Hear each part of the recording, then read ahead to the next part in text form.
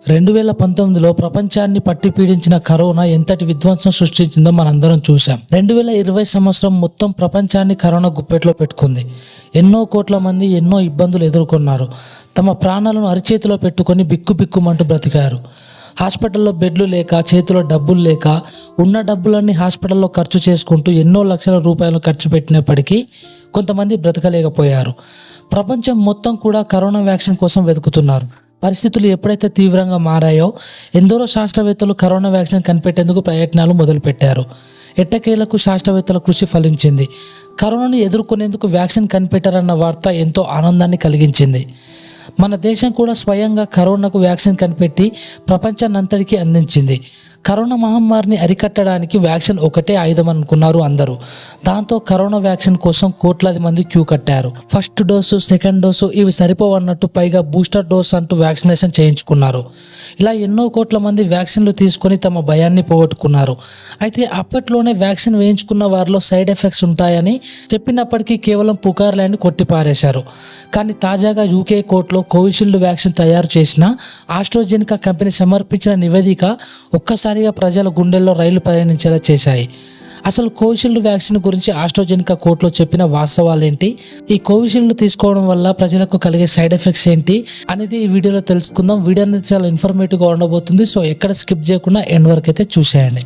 Pharma దిగ్గజం AstraZeneca కోట్ల మందిపై bomb పేల్చింది. తాము రూపొందించిన కోవిడ్-19 టీకాతో ఎలాంటి ఇబ్బందులు లేవని ఇంతకాలం చెబుతూ వచ్చిన ఆ సంస్థ ఇప్పుడు అసలు విషయాన్ని అంగీకరించింది. కోవిషీల్డ్ టీకా అరుదైన సందర్భాల్లో థ్రాంబోసైటోపెనియా సిండ్రోమ్ TTSకు కారణమవుతుందని తెలిపింది. TTS వల్ల కొంతమందికి రక్తం గడ్డకట్టడం, ప్లేట్లెట్ కౌంట్ పడిపోవడం వంటి అనారోగ్య సమస్యలు ఏర్పడతాయి. కొన్ని సందర్భాల్లో ప్రాణాలు కూడా కోల్పోయే ప్రమాదం ఉంది.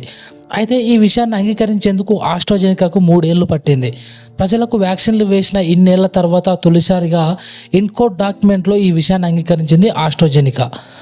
ఆక్స్ఫర్డ్ యూనివర్సిటీతో కలిసి ఈ కోవిషీల్డ్ టీకాను రూపొందించిన ఆస్ట్రాజెనికా అయితే ఈ టీకాతో సైడ్ ఎఫెక్ట్స్తో పాటు మరణాలు కూడా సంభవిస్తాయన్న ఆరోపణలు వచ్చాయి. 2021 ఏప్రిల్లో జామీ స్కాట్ అనే వ్యక్తి న్యాయ పోరాటాన్ని ప్రారంభించాడు.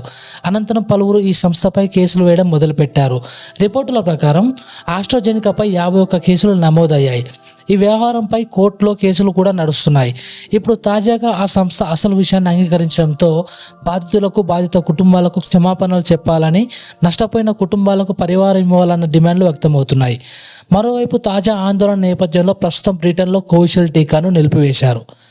కరోనా వేళ అపరసంజీవిగా పేరు ప్రఖ్యాతల్ని సొంతం చేసుకున్న వ్యాక్సిన్లలో బ్రిటిష్ ఫార్మా దిగ్గజం ఆస్ట్రాజెనికా తయారు చేసిన కోవిడ్ వ్యాక్సిన్ ఒకటి.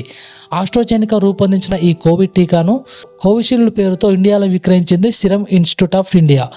భారత్లో తొలుత అందుబాటులోకి వచ్చిన వ్యాక్సిన్ కూడా కోవిషీల్డే. స్వదేశీ సాంకేతికతో తయారైన కోవాక్సిన్ మీద పెద్ద ఎత్తున దుష్ప్రచారం సాగడంతో దేశవ్యాప్తంగా చాలామంది కోవిషీల్డే తీసుకున్నారు. కరోనా టీకా వేయించుకున్న తర్వాత చిన్న సైడ్ ఎఫెక్ట్స్ కనిపించడం సర్వసాధారణమేనని, టీకా పనిచేస్తుందనడానికి ఒక సంకేతం కూడా కావచ్చని నిపుణులు అప్పట్లో చెప్పారు. కానీ టీకాను తయారు చేసిన సంస్థ మాత్రం ఎటువంటి సైడ్ ఎఫెక్ట్స్ లేవని చెప్పింది. కానీ చివరకు వాస్తవం మాత్రం అంగీకరించక తప్పలేదు. వాస్తవానికి ఒక టీకా వేయాలంటే అన్ని రకాల ట్రయల్స్ పూర్తి చేసి సురక్షితమైనదని నిర్ధారించిన తర్వాతే వేయాల్సి ఉంటుంది. అయితే కరోనా టీకాను పూర్తి స్థాయిలో నిర్ధారించుకోకముందు కోట్లాది మందికి వేశారనే ఆరోపణలు ఉన్నాయి.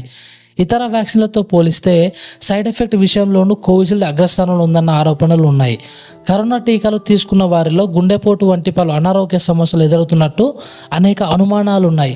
గడిచిన కొద్ది కాలంగా గుండెపోటుతో మరణించిన చాలా మంది కోవిషీల్డ్ వ్యాక్సిన్ వేయించుకున్న వారే అని ప్రచారం సాగినా దానికి అవసరమైన ఆధారాలు మాత్రం లభించలేదు.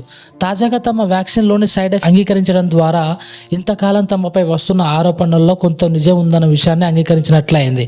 మరి ఈ వ్యవహారంలో భారత ప్రభుత్వం ఏ విధంగా స్పందిస్తుందో చూడాలి.